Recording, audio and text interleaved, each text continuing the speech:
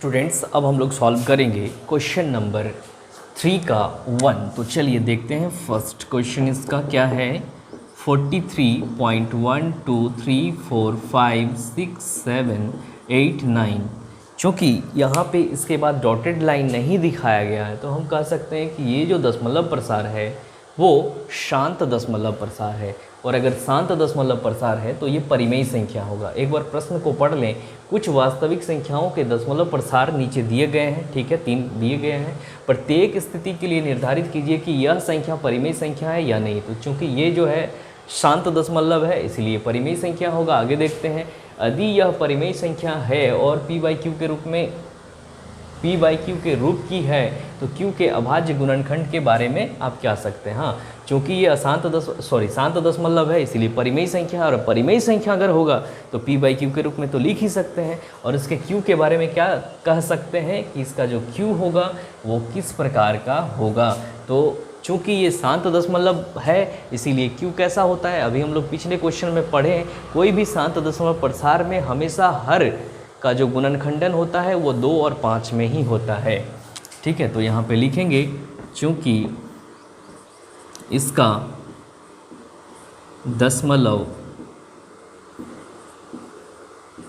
प्रसार शांत है इसीलिए यह परिमेय संख्या होगा। और परिमेय संख्या अगर होगा तो उसे p/q के रूप में लिख सकते हैं।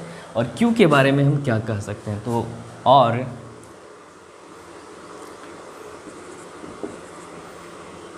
इसका और q किस प्रकार का होगा, तो q का अभाज्य गुणनखंड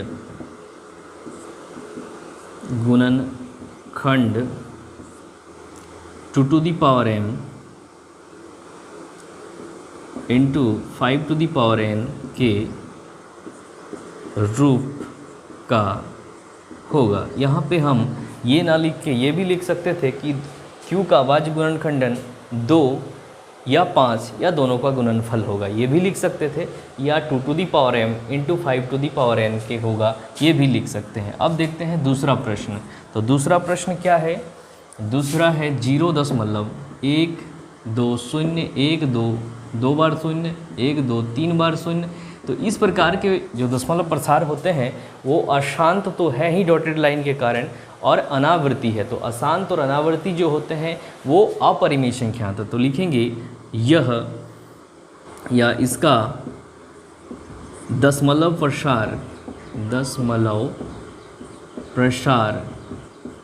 अशांत और अनावृत्ति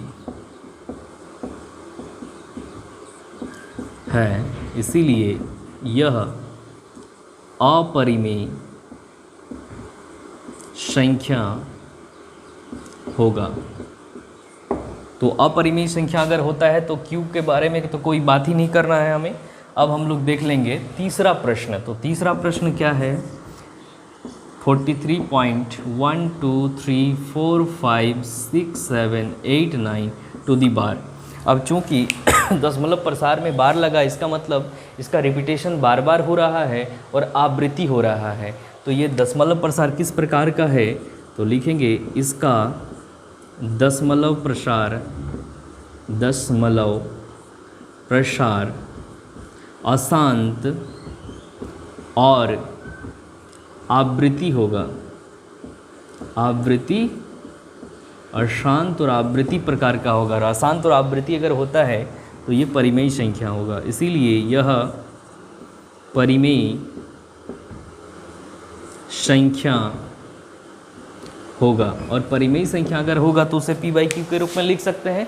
और q के बारे में यह क्या कह सकते हैं कि चूँकि ये अशांत है और परिमेय संख्या भी है, इसीलिए इसका जो q होगा, इसका जो हर होगा, उसका जो गुणनखंड होगा वो 2 होगा, 5 होगा, उसके अलावा भी कुछ और संख्या हो सकता है। तो लिखेंगे, और क्या लिखना है, और q का अभाज्य गुणनखंड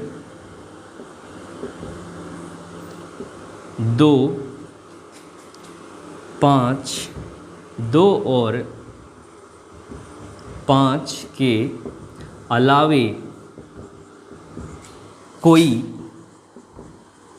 अन्य संख्या भी होगा।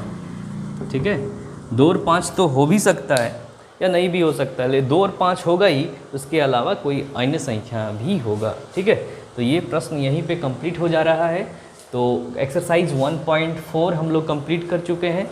हम लोग चैप्टर 1 वास्तविक संख्या पूरा कंप्लीट कर चुके। अब हम लोग मिलेंगे दूसरे चैप्टर में। अगर किसी भी तरह का चैप्टर 1 में कोई भी प्रश्न हो तो कमेंट बॉक्स में जाके लिखें, उस समस्या का समाधान हम करने का प्रयास करेंगे। और वीडियो अच्छा लगे तो लाइक कीजिए, अपने दोस्तों को शेयर कीजिए और हमारे चैनल को सब्सक्राइब कर लीजिए। Thank you.